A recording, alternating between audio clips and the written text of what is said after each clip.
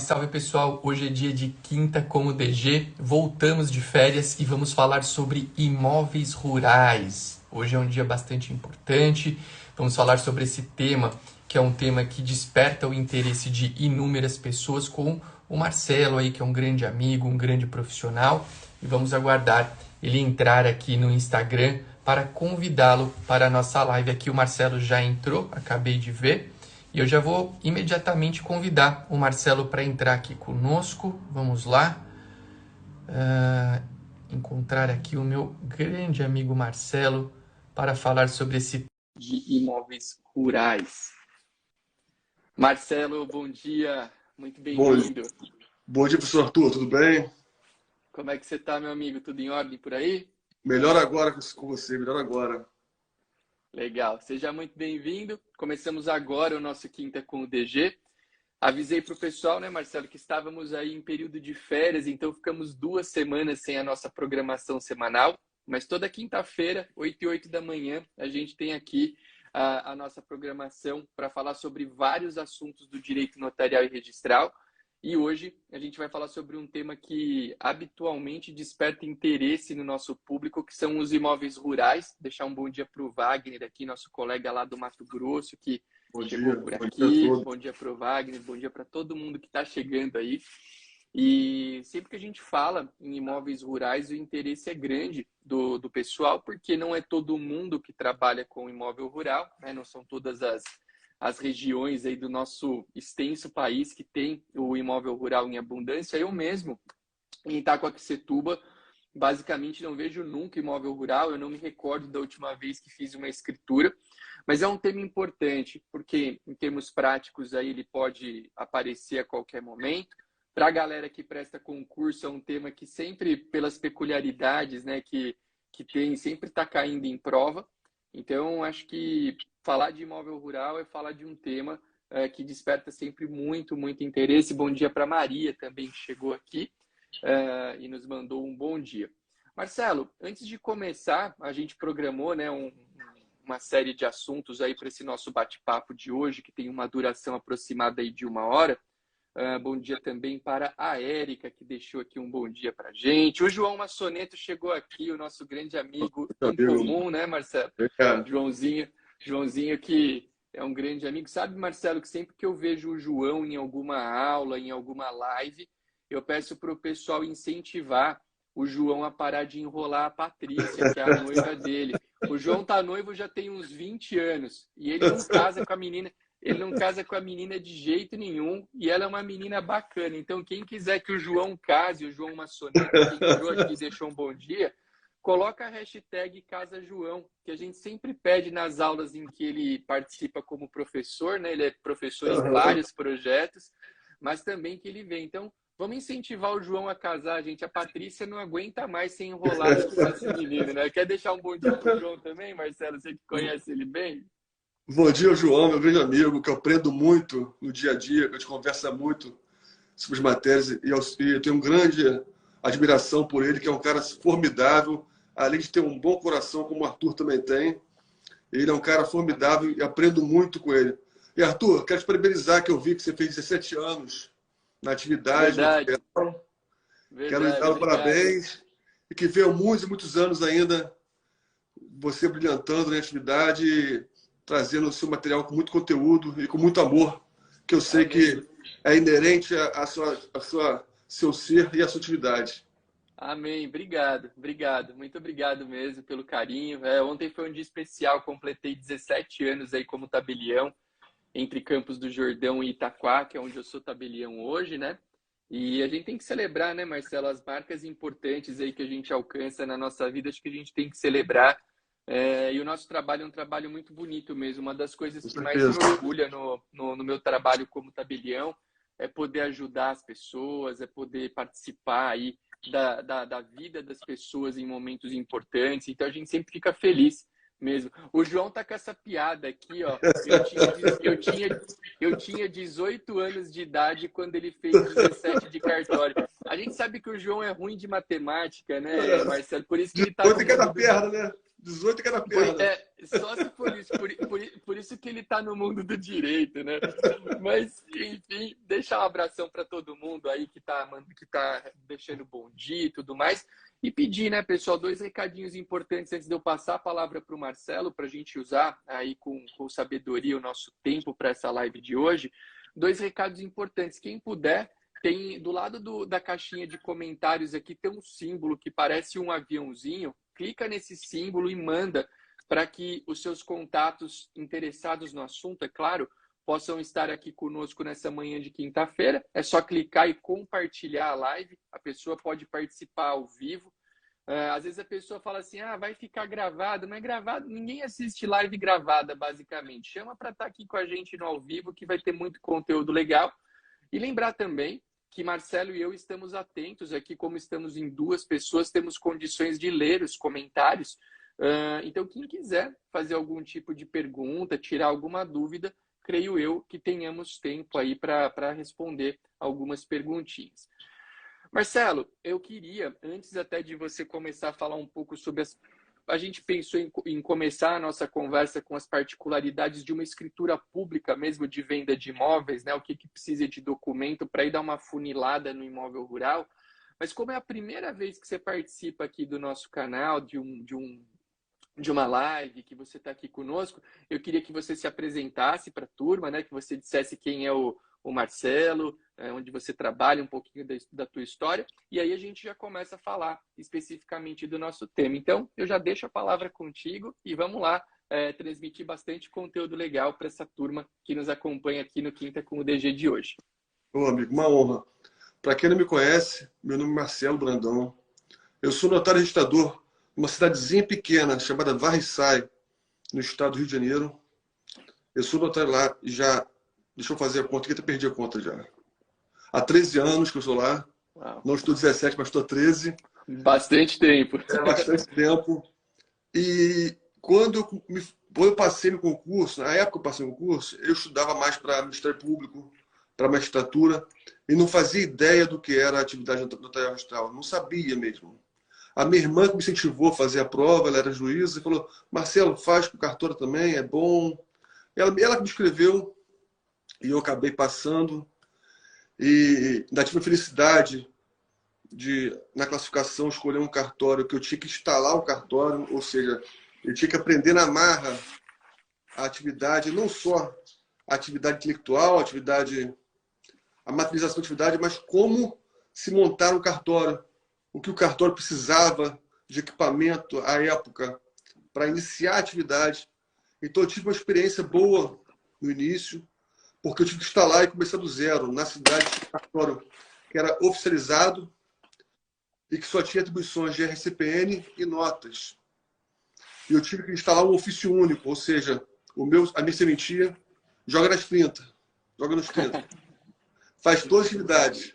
E eu tive que aprender isso da marra. Tive ajuda de colegas, meus amigos, vizinhos, como o Leandro Smith, que é titular de um amigo do cartório vizinho, que me ajudou muito. Arthur, fui na cara de pau no cartório dele.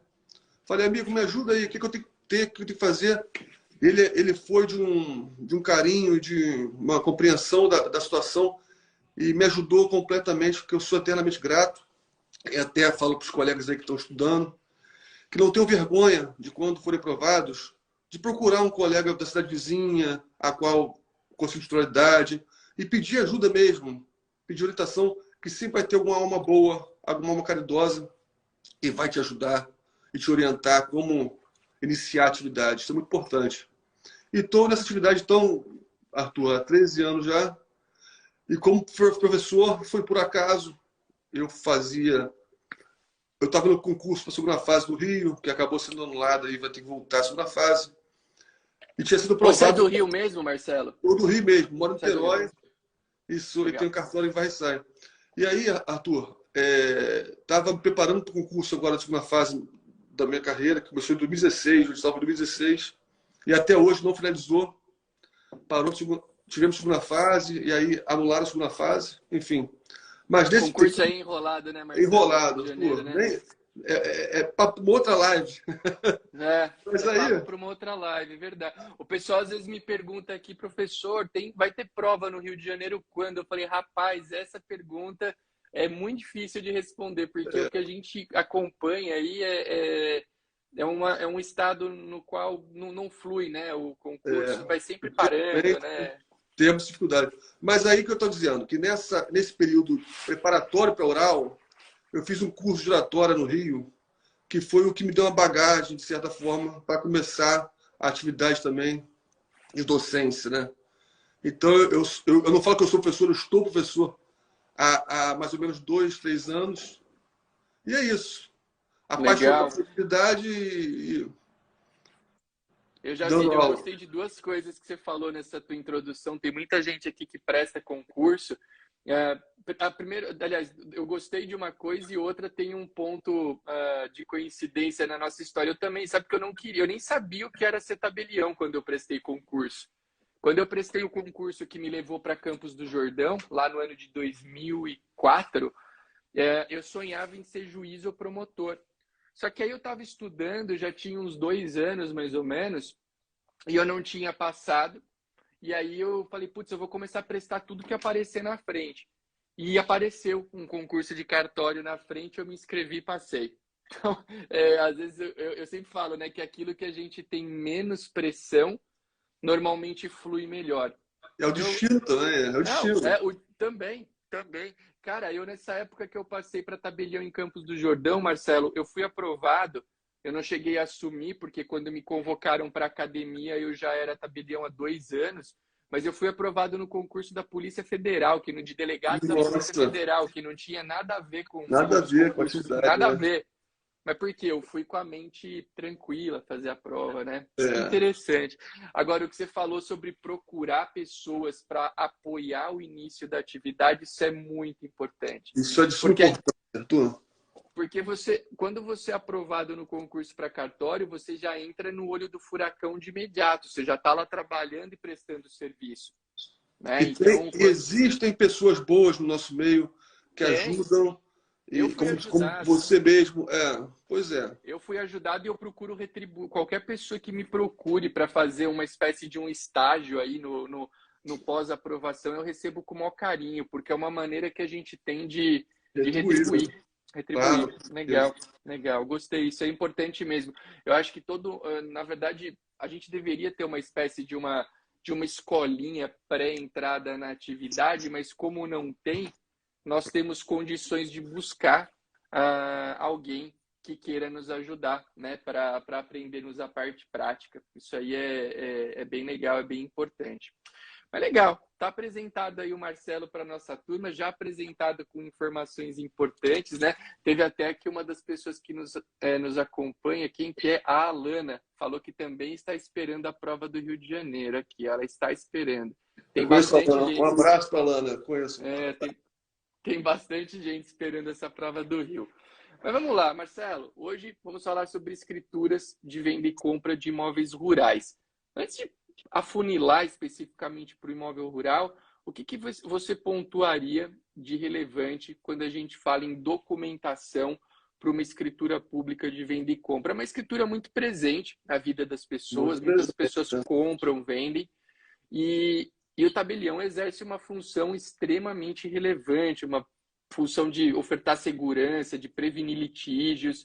Como é que você vê a atuação do tabelião nesse momento tão importante na vida de uma pessoa, que é a aquisição de um imóvel? Eu queria ouvir o teu ponto de vista desse assunto, desse tema que é importante e que eu acho, creio eu, que seja o coração da nossa atividade, né? Acho que o tabelião de notas, ele exerce hoje muitas funções. Bom dia aqui para a Márcia, que chegou agora.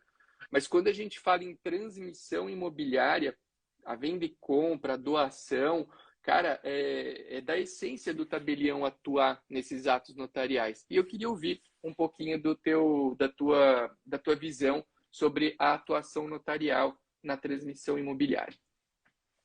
Com relação aos imóveis rurais especificamente, né, o notário tem que ter a sensibilidade e a cautela, como você mesmo disse, né, como um dos princípios basilares da atividade notarial, a cautelariedade. O notário tem que ter prudência e o cuidado de analisar com cautela, antes de fazer a lavratura, se aquele imóvel possui alguma especialização ou não.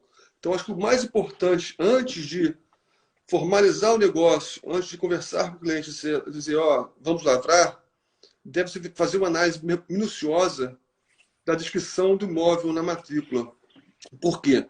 Porque os imóveis rurais, nós temos que ter um enorme cuidado com relação a isso, no que tange a sua especialização, que muitos advindos daquelas antigas transcrições, sistema de transcrições, quando abertas as matrículas, e se alguns desses imóveis não tiverem sido levados a uma atualização ou retificação de suas áreas, muitos desses imóveis não possuem amarração geográfica junto ao solo, né?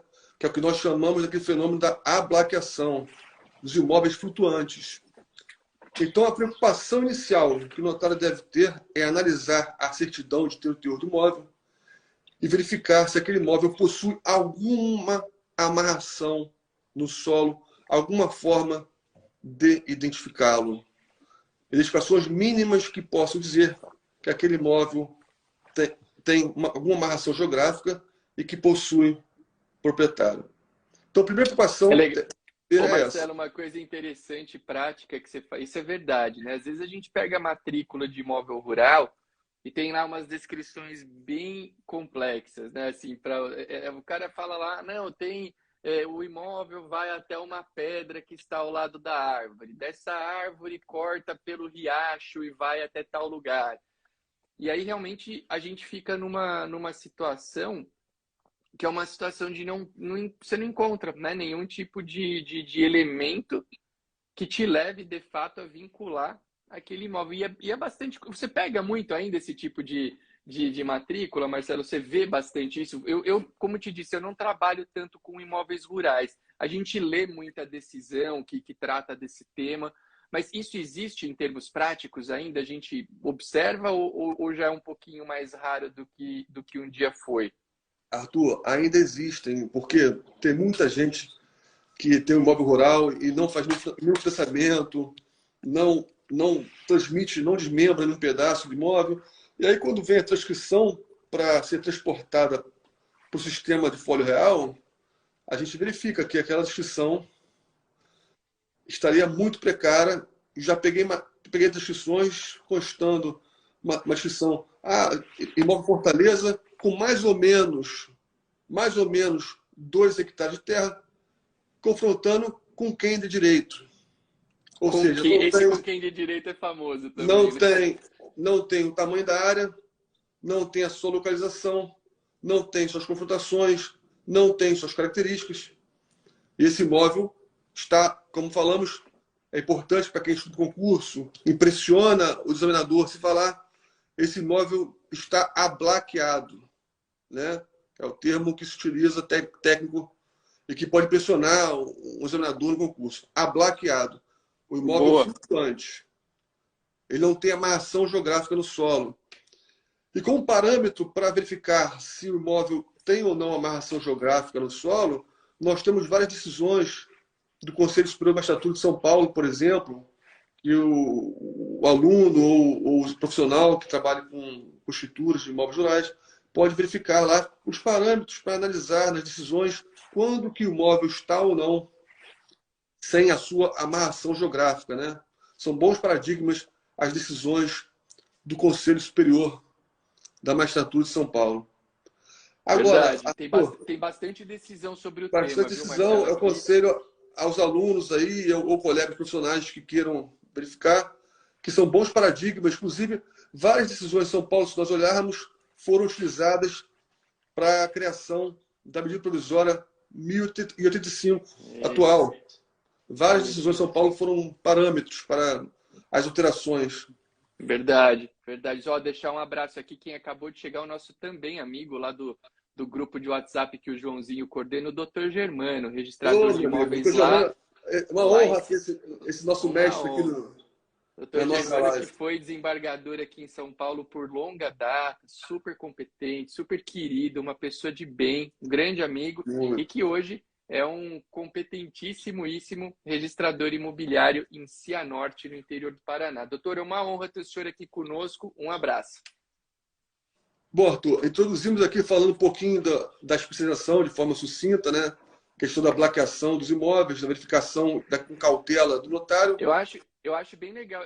Você trazer esse ponto já de cara, Marcelo, é bem interessante, porque eu acho que se a gente pudesse escolher, né, quando a gente tem quando a gente fala, né, em transmissão imobiliária do imóvel rural, a gente vai tangenciar muito o princípio da especialidade objetiva. Muito, né? Eu acho que se a gente for fazer uma peneira das decisões aqui do Conselho Superior da Magistratura de São Paulo que envolvam imóveis rurais, cara, a gente lê todas as decisões aqui para preparar a aula, para estudar para trabalho, enfim. Eu te digo que talvez, Marcelo, mais de 80% das decisões que envolvem imóvel rural aqui de São Paulo, elas tangenciam o princípio da especialidade objetiva.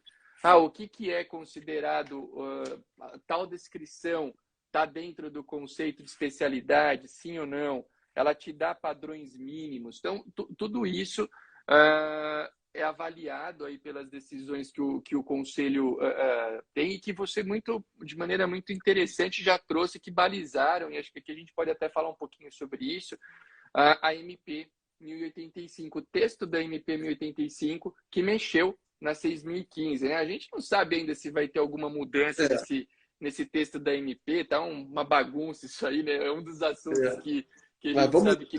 Vamos abordar ainda hoje a previsão do 213, parágrafo 13, né? Isso, atual. Mas mais para frente vamos conversar sobre isso.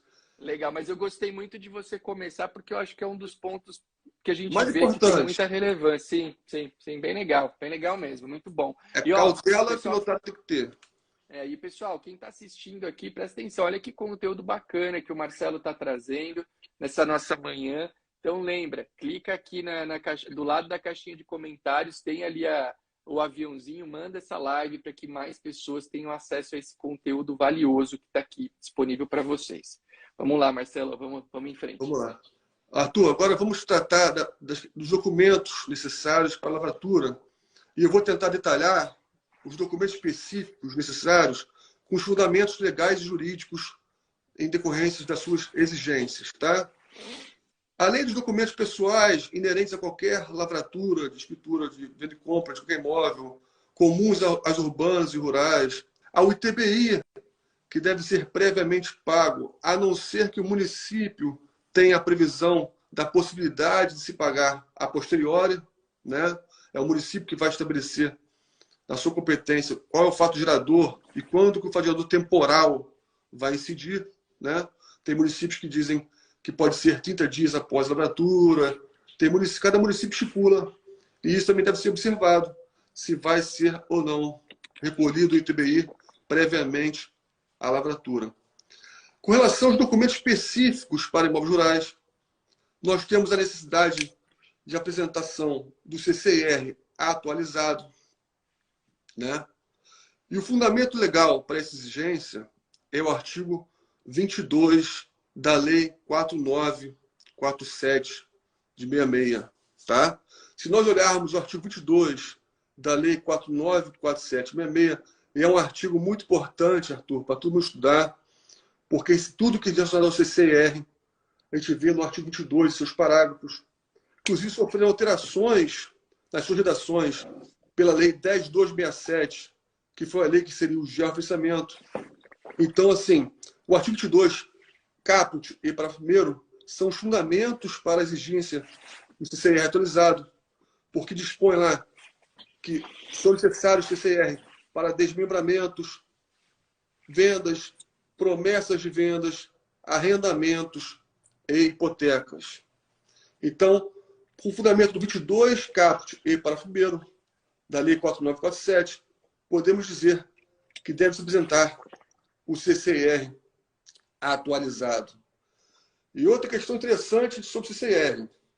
Olhando ainda o 22, parágrafo 6º dessa lei, nós vamos ver que na escritura deve constar, além da descrição do imóvel, o código do CCR, o nome do detentor, a nacionalidade do detentor, a denominação do imóvel e a sua localização. Tá? Então, Arthur, outra questão importante é que, além da apresentação do CCR atualizado, deve ser inserida na escritura o código do CCR, a nacionalidade do detentor, o nome do detentor, a localização do imóvel e a denominação do imóvel. São elementos que a lei traz como obrigatórios para estarem presentes na escritura de venda e compra de imóvel rural. Marcelo, uma pergunta. O CCIR, por vezes, ele tem elementos que não coincidem exatamente com a matrícula, né? É comum a gente se ter, pelo menos, que eu te falei, não é algo que eu tangencio muito de forma prática, mas eu me recordo. Às vezes a gente pega uma matrícula de imóvel rural, tem CCIR que corresponde a mais de um imóvel, a área, às vezes, ali está um pouco diferente. Você lida muito, né, com o imóvel rural, como que você tangencia esse perfil de situação no dia a dia? É possível dar andamento à lavratura de escrituras nas quais o CCIR não tenha uma plena coincidência com as informações tabulares daquele imóvel que está sendo objeto de transmissão? Você pode falar um pouquinho para a gente sobre Claro isso, que acho que é importante? Claro que É posso. claro que existem CCIRs que são super completos, inclusive com o número, né, da matrícula e tal, mas a gente ainda vê alguns com uma certa deficiência. Como o tabelião deve lidar com isso ao ser solicitada a lavratura de uma escritura de venda e compra de imóvel rural? Bom, Arthur, primeiro eu vou destacar que o fato do CCR ter mais de um imóvel inserido no seu elemento não é fator que impeça a lavratura. Muito pelo contrário. Tá? Se nós olharmos o artigo 4º, inciso 1, da Lei 4504, que é a Lei do Estado da Terra, que traz o conceito de imóvel rural, nós vamos ver ali que fala em continuidade. Tá? O imóvel seria um prédio rústico, de área contínua, independentemente da sua localização. Se nós olharmos a doutrina do Silvio Pitts e Oswaldo Pitts, eles lá nos ensinam que essa área contínua diz respeito a uma continuidade econômica e não física. Então, é possível que no mesmo cadastro do imóvel rural, no mesmo CR, tenhamos várias matrículas, desde que essas matrículas correspondam a uma unidade econômica. Então, é comum e possível que existam CCIRs com várias matrículas e, para fins de cadastro, isso é importante, para fins de cadastro administrativo, esse CCR está mais do que regular, ele está correto, porque caracteriza uma unidade de exploração econômica. Que legal, que legal. Muito bacana isso. Porque a gente se depara com isso, né? E às vezes gera essa confusão. Fala, não, mas pô, peraí, será que não teria que ser um CCIR único? Olha que legal você trazer esse conceito, Arthur, unidade econômica. Esse conceito de cadastro administrativo para fins de emissões do CCIR é o mesmo conceito adotado pelo Ministério do Ambiente no que diz respeito ao cadastro ambiental rural, tá? Para o cadastro ambiental rural, o conceito é o mesmo. A unidade de exploração econômica do mesmo proprietário deve ficar no mesmo cadastro ambiental rural. Nossa, que clareza. Parabéns pela clareza da explicação. Adorei. Obrigado, Adorei. obrigado. Acho que o pessoal aqui já é muito legal, muito legal. Olha, eu te falo, realmente é o primeiro contato que a gente está tendo, né, de um bate-papo. Realmente eu fiquei muito feliz com a clareza dessa explicação. E, de fato, acho que se alguém tem alguma dúvida, porque desperta, né? São coisas que claro. São dúvidas que a gente está sempre recebendo aí.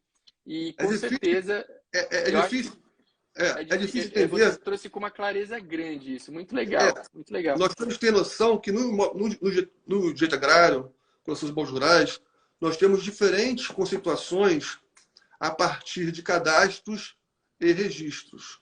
Tá? Com relação aos cadastros, o conceito de imóvel rural, ele é esse conceito ligado à unidade de exploração econômica, e com relação aos registros, né? Porque Um dos princípios que regem o direito imobiliário é o da unitariedade de matrícula.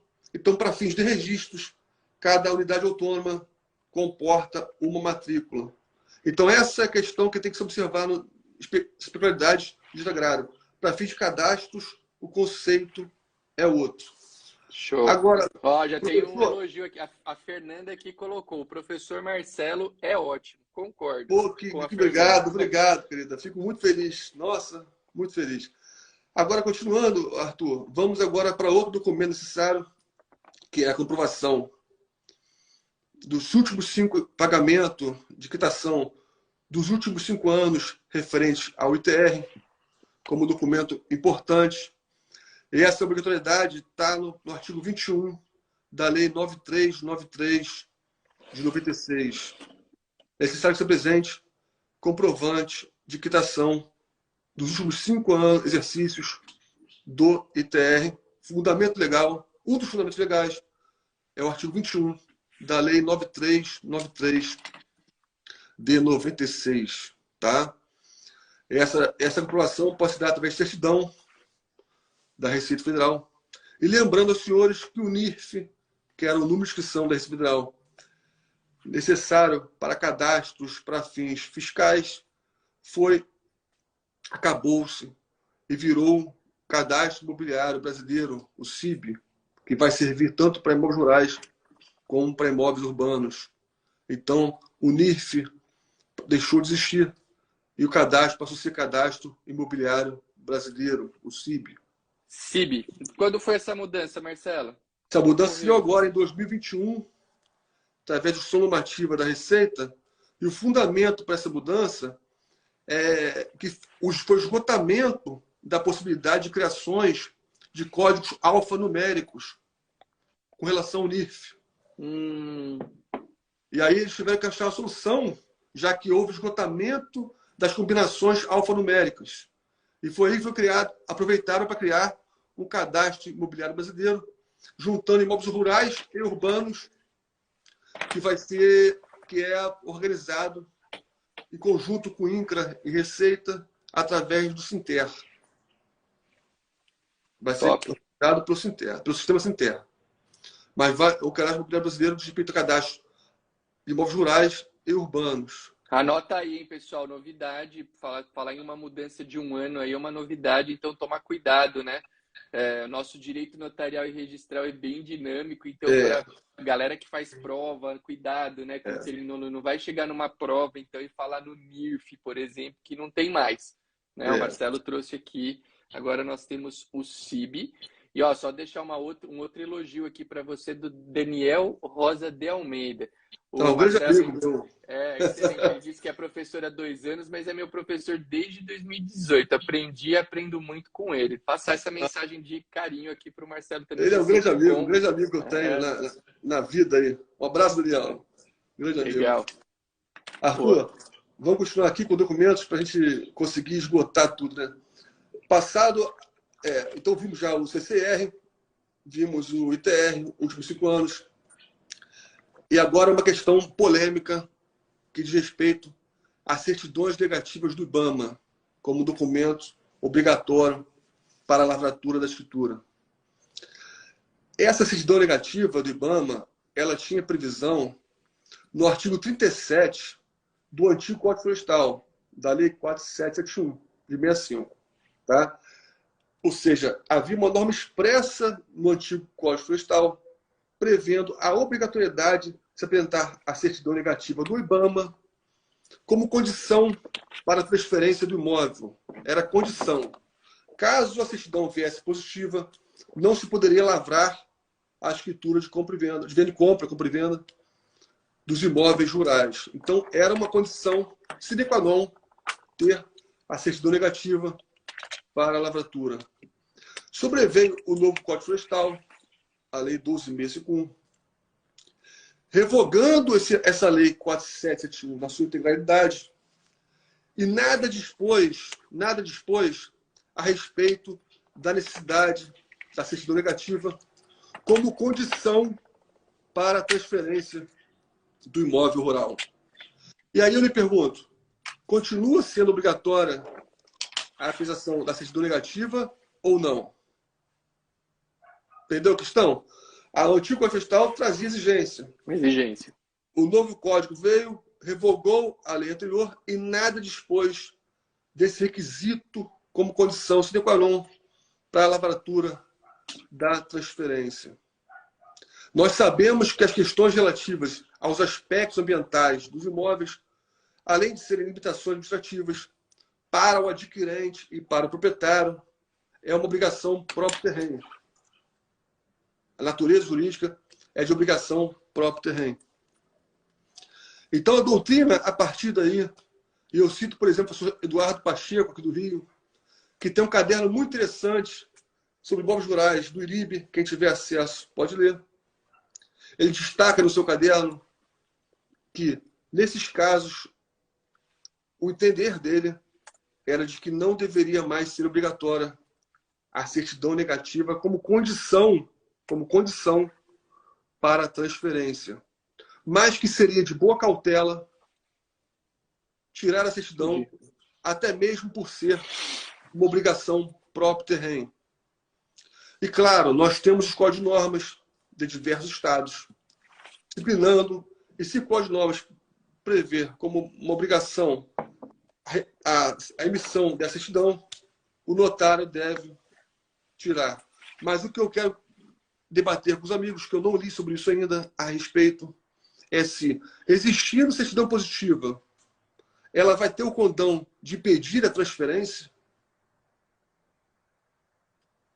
mesmo tendo previsão no Código de Normas da necessidade da sua emissão, porque não temos mais norma prevendo essa situação. Foi revogada e o Código Florestal novo não reproduziu essa exigência. Poderia uma norma administrativa impedir, trazer uma regra impeditiva dessa transferência? É uma questão apenas para refletirmos sobre. E me parece que não, né, Marcelo? Hoje a gente tem essa questão das limitações à transmissão da propriedade, não é o mesmo caso, mas a gente tem balizadores para certidões tributárias que a gente poderia tentar trazer aí para um raciocínio no sentido de que você não pode jamais, né, impedir a pessoa de transmitir a sua propriedade por uma sanção de algo, por uma sanção que não é correlata com esse direito de transmitir, né? Então, se eu devo alguma coisa para o fisco, eu pago, mas eu não posso ser impedido de vender um imóvel.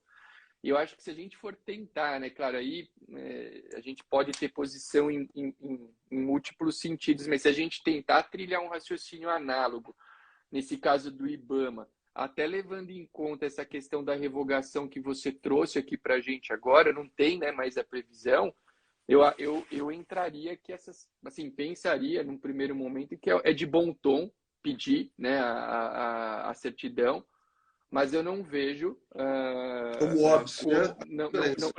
não como vedar a transferência da propriedade. O João até colocou aqui, ó, ainda mais com a ciência do adquirente, assumindo a responsabilidade.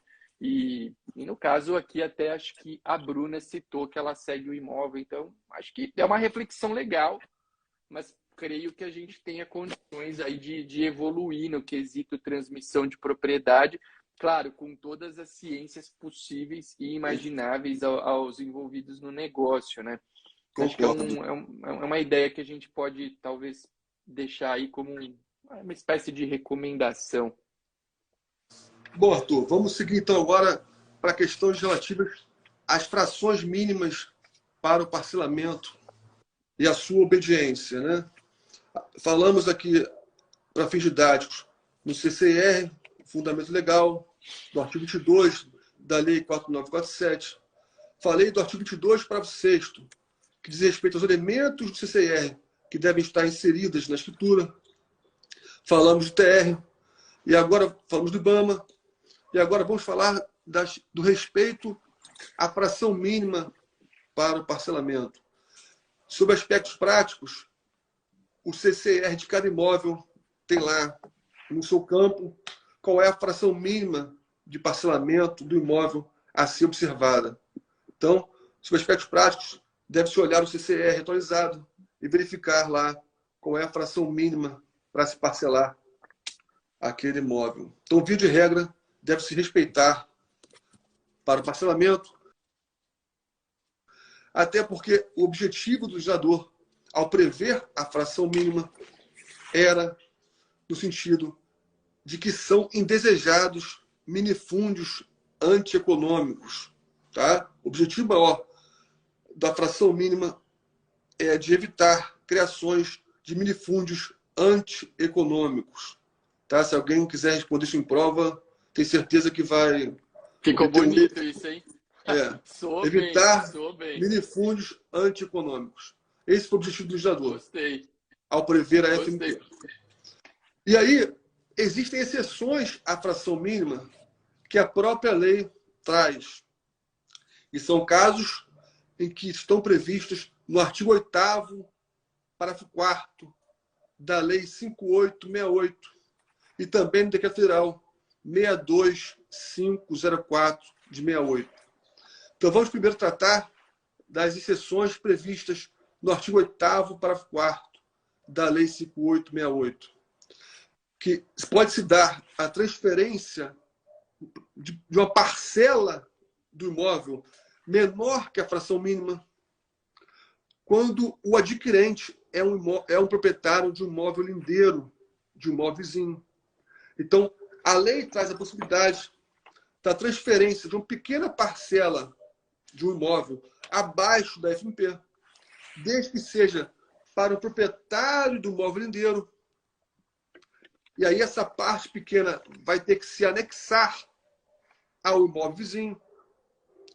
E desde que esse alienante, a área desse alienante remanescente, também fique acima da fração mínima para o parcelamento.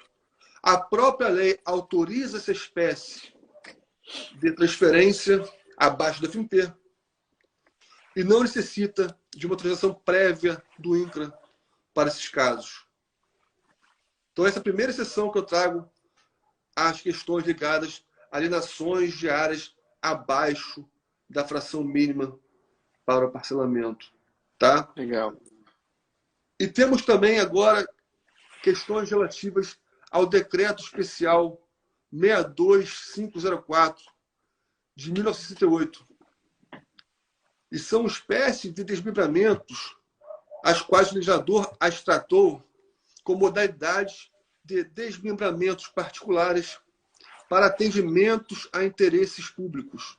Isso é importante destacar, porque como o INCRA tem mudado seu posicionamento referente até ao sítio de recreio, que o INCRA entende agora que não pode mais serem criados, e nada falou sobre o decreto 62504, é importante destacar aqui que o fundamento para autorizações desses desmembramentos é que eles são desmembramentos particulares para atendimentos de interesses de ordem pública. Então, é perfeitamente possível que se desmembre e se alienem parcelas do imóvel rural abaixo da fração mínima para situações elencadas no artigo 2º e seus incisos do Decreto Federal 62504 de 68. Para citar como exemplos, podem ocorrer desmembramentos para criações de hotéis, parques ecológicos, parques de recreação.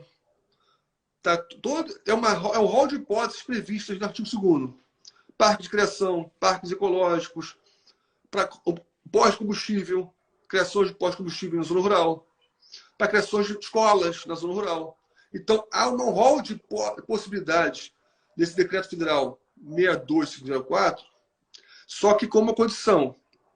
Para a possibilidade de transferência dessas hipóteses via escritura pública, claro, deve-se ter uma autorização prévia do INCRA, e essa autorização prévia do INCRA deve ser reproduzida na escritura pública. Então, nos casos de venda e compra de imóvel rural, para finalidades específicas do Decreto Federal 62504, deve-se ter uma autorização prévia do INCRA, e essa autorização prévia deve ser reproduzida na própria escritura pública. E qual o tempo, essa autorização tem um tempo médio? Como funciona em termos práticos a dinâmica disso, Marcelo? É um negócio que tem uma certa fluidez ou não? Professor Arthur, eu nunca vi na prática qualquer Não. desmembramento relacionado ao Tá, decreto, tá? tá, Eu sei que faticamente esses bens existem no meu município, tá. mas como minha serventia iniciou-se em 2009, provavelmente essas situações específicas foram reproduzidas à época em que os imóveis Uhum, eram registrados na cidade vizinha e não tá, tiveram nenhuma outra mudança. Então, sim. na prática, eu nunca vi, Nunca vi. tá? Mas eu acredito que, Legal. como são hipóteses de atendimentos a interesses públicos, de ordem pública, não deveria Nunca vi. ter dificuldades para conseguir autorizações quando comprovadas essas hipóteses, né?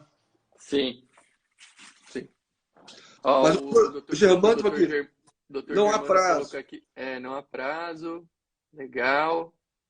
E aqui o Márcio perguntando quais os efeitos da lavratura de fração sem autorização. Pergunta bacana.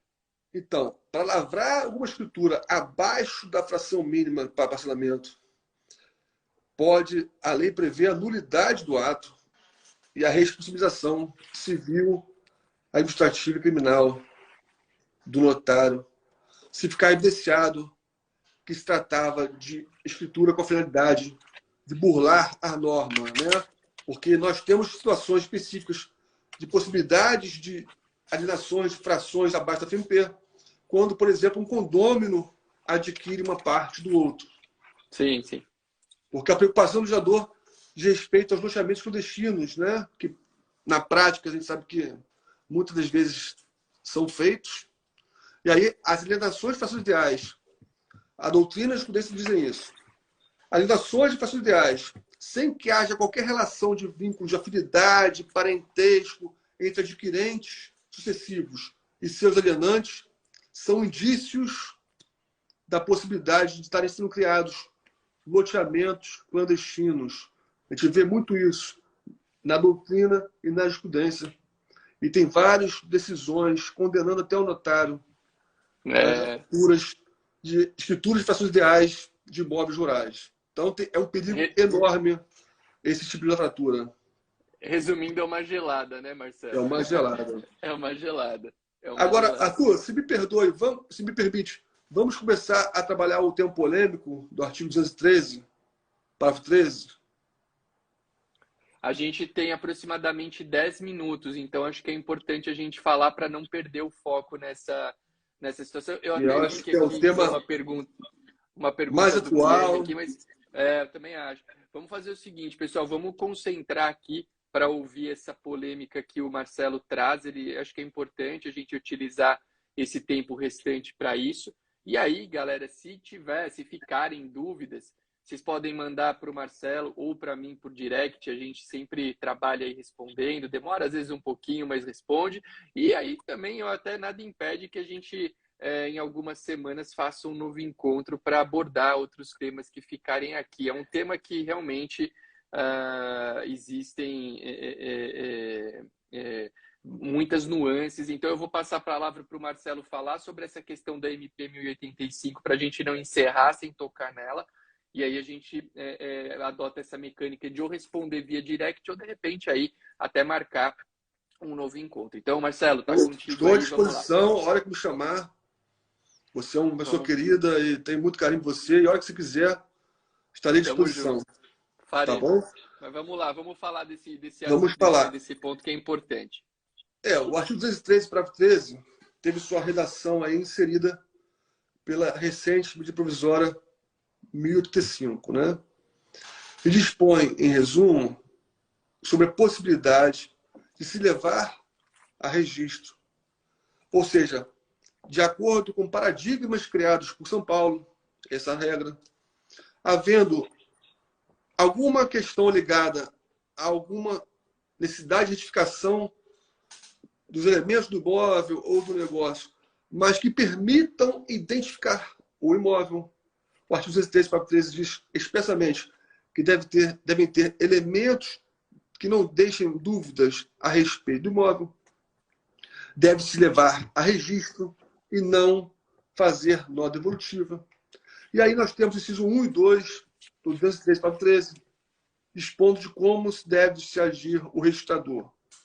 Ou ele prenota e registra, deixando a retificação para ser feita posteriormente, ou ele prenota e prorroga o prazo da prenotação para que a retificação seja feita previamente ao registro.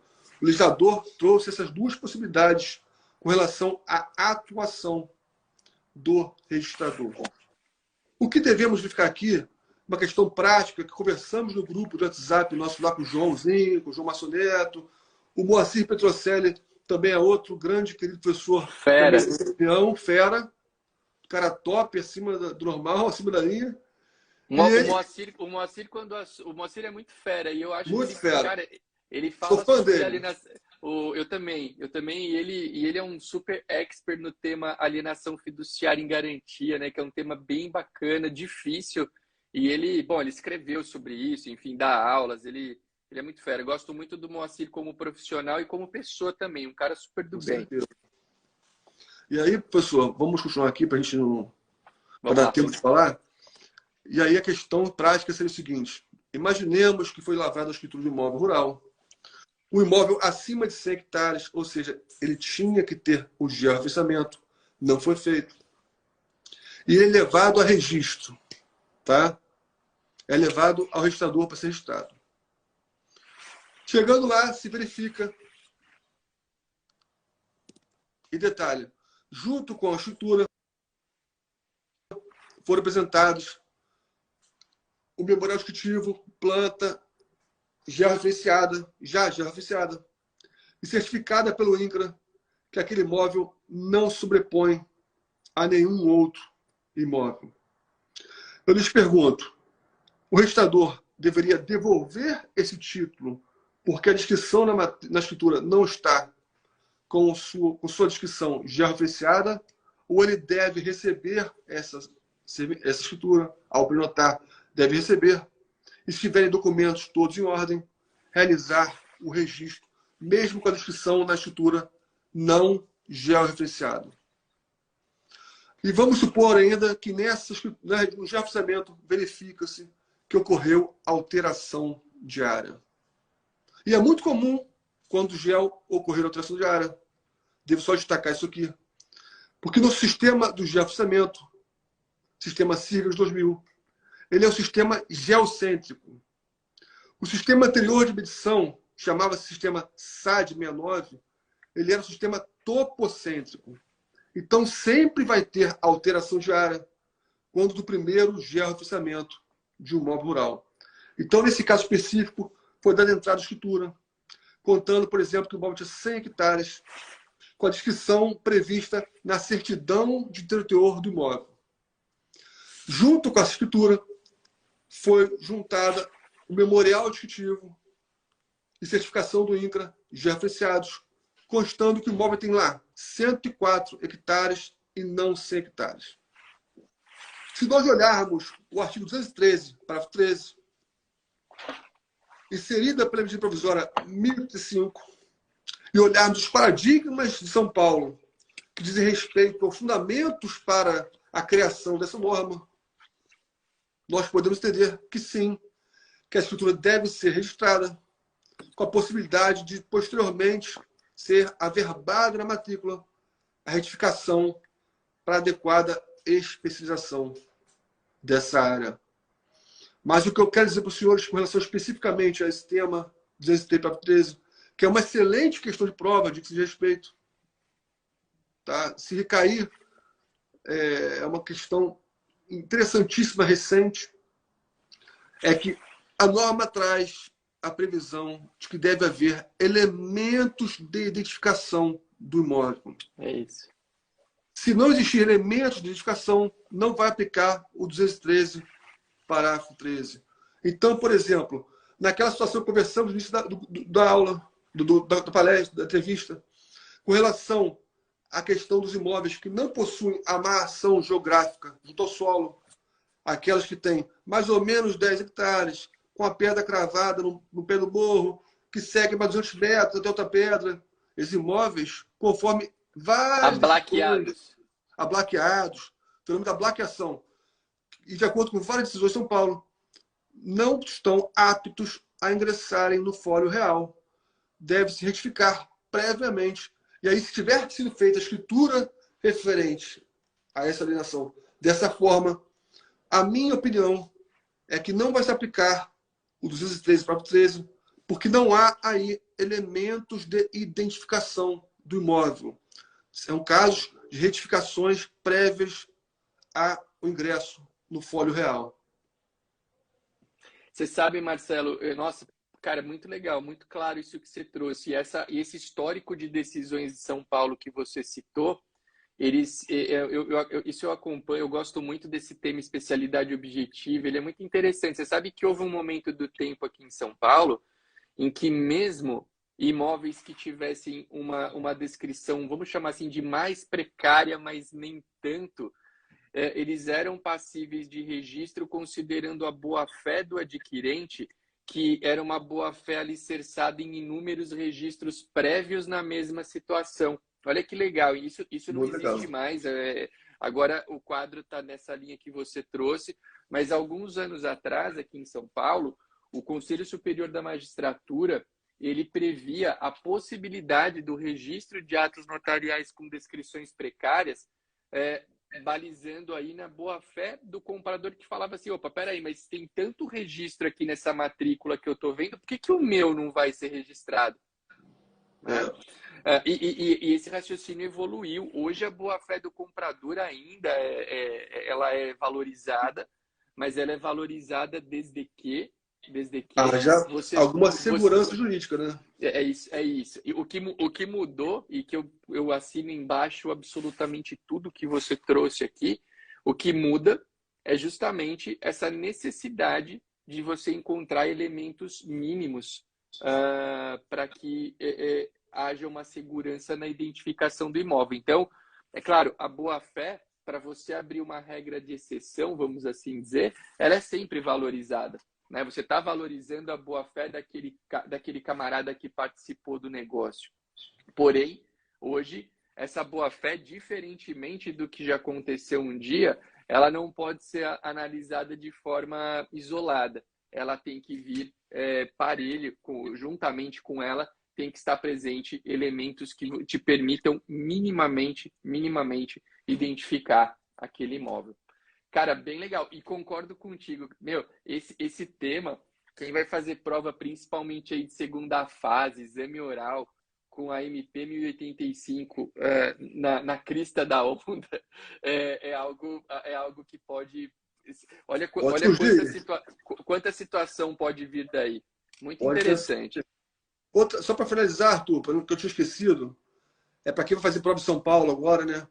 Que nós Sim, normas de São Paulo tem uma situação peculiar no que tange a descrição dos imóveis rurais nas escrituras, né?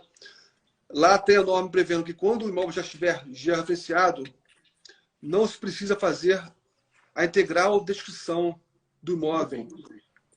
E quando o imóvel não está georreferenciado, aí sim deve-se escrever integralmente o imóvel rural, quando não georreferenciado. Aí, professor, só para finalizar aqui também, que eu sempre gosto de trazer o fundamento legal. O fundamento legal para a necessidade de se escrever integralmente o imóvel rural na escritura é o artigo 2º da Lei 7433, que é a Lei de Escrituras Públicas, uma interpretação a contrário senso, né?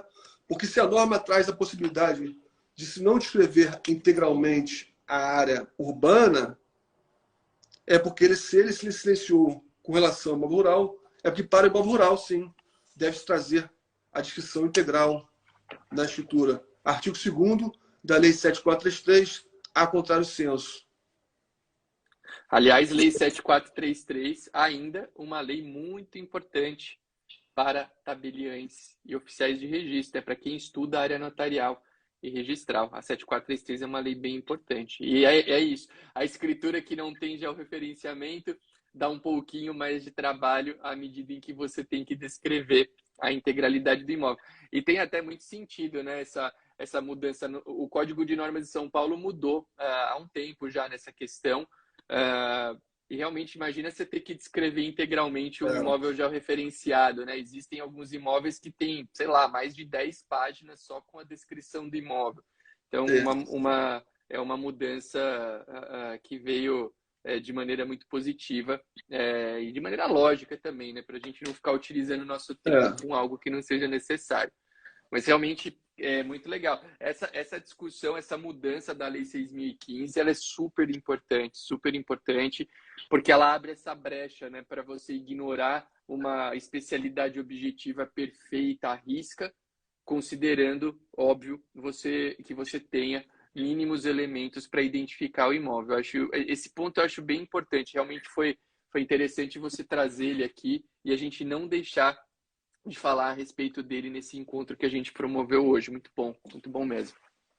Cultura pró-registro, né, professor? Cultura pró-registro. Isso é maravilhoso. Isso é maravilhoso. Todos deveriam ter. Eu acho que hoje a gente tem que, realmente, como tabeliães e oficiais, claro que eu não estou pregando aqui que a gente vire um rock and roll e faça qualquer porcaria, não é isso, mas eu acho que quando a gente vê elementos que nos deixem uma segurança mínima para praticar o ato, tem que praticar. Tem que praticar. Eu vejo, pensando num tema, quando eu falo nisso, hoje em dia eu vejo muito tabelião de notas criando inúmeros embaraços, por exemplo, para fazer ata notarial para fins de uso capião extrajudicial. Cria tudo quanto é tipo de embaraço. Quando eu dou aula sobre esse tema, o pessoal fala, pô, mas você está me falando que a uso capião extrajudicial é maravilhosa, mas aqui na minha cidade ninguém fala sobre isso, eu não consigo fazer, não tem dificuldade. Cara, a gente tem que pensar, é isso, tendo elementos mínimos para praticar o ato, a gente tem que praticar. O João até colocou aqui, adorei esse termo, cultura pró-registro, é isso, é pró-registro, é cultura pró-prática do ato notarial, é cultura de ajudar, sempre com responsabilidade, né? Como eu falei, não estou pregando, não, o Arthur falou que é para fazer qualquer coisa. Não, mas você encontrando elementos para a prática do ato, tem que praticar. Gostei. Esse foi o termo que eu mais gostei. Olha, eu gostei muito de tudo que você falou aqui, mas essa cultura pró-registro eu achei interessantíssima. Cara, gostei dessa terminologia. Vou usar, vou replicar. Ótimo. Legal. Marcelo, acho que esgotamos, né, a pauta que nós propusemos a falar, correndo um pouquinho, né, em um tema ou outro. Dentro do possível, ficou ótimo, adorei também participar, Arthur. Agradeço imensamente pelo carinho, pela honra, pelo convite. Imagina. Você é um cara muito querido por todos. E parabéns mais uma vez pelos 17 anos. Obrigado. Acho que foi mais que merecido 17 anos de muita felicidade. Amém. E de muito conhecimento. Então, sou seu fã e acho que temos a caminhada juntos por um bom tempo ainda. Eu tenho certeza disso, Marcelo. Eu também, eu adorei, sou muito fã do seu trabalho, adorei essa conversa que a gente teve aqui hoje. Realmente, a gente poder se cercar de pessoas de bem, de pessoas que comunguem dos nossos ideais é muito bom. E eu finalizo essa live de hoje aqui, esse Quinta com o DG pós-férias, com muita alegria, com uma sensação boa aí de retomar aquilo que eu gosto de fazer, com uma pessoa que trouxe tanto conhecimento legal. E o que é importante, às vezes a gente tem alguns bate-papos que a gente vê que existem pessoas que têm muito conteúdo e às vezes não transmitem com tanta facilidade o conteúdo. Eu fiquei impressionado, eu gostei muito da maneira simples que você transmitiu as informações aqui. Eu adoro, um dos balizadores do meu trabalho é procurar comunicar com simplicidade, porque não adianta a gente ficar com muita terminologia que ninguém entende nada. Tudo que você trouxe aqui foi claro, as expressões um pouquinho mais complexas, você explicou o que é. Eu gostei muito, estou feliz. Obrigado. Tenho certeza que quem assistiu aprendeu muito a respeito desse tema imóveis rurais e certamente a gente vai ter novos encontros para falar sobre isso. Quem tem a agradecer sou eu, Marcelo, pelo teu tempo, pela tua generosidade e por poder estar aqui ao teu lado nessa manhã de quinta-feira. Obrigado aí a você, obrigado a todos que participaram, que assistiram, agradeço pelo carinho. Obrigado pela turma que passou. É só chamar que a hora que quiser eu estarei com você. Tá bom, amigo? Valeu, meu amigo. Um abração para todos. Um abraço. Muita gratidão.